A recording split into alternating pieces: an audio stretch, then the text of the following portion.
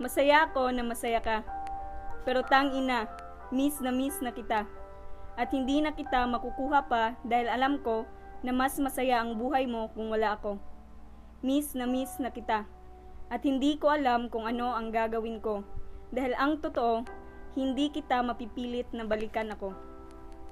Mahal na mahal kita na ang kaligayahan mo ay ang unang inuuna ko kahit hindi ako ang nakapagpapasaya sa'yo.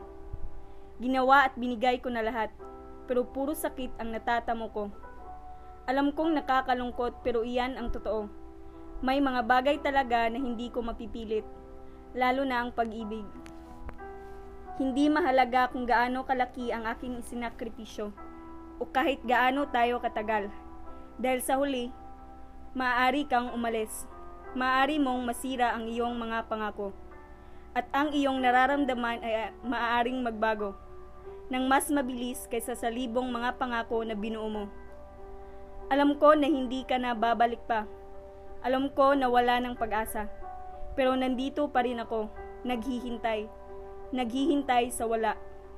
Nangako ka na hindi mo ako iiwan.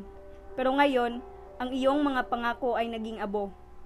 Nawasak at parang isang blankong papel na walang laman. Walang laman na mga pangako. Sinaktan, binasak, at iniwan mo ko. Bakit? Ang pagmamahal ko ba ay hindi sapat para ako ay iyong iwan ng basta-basta na lang? Tama nga sila na dapat papalayain na kita.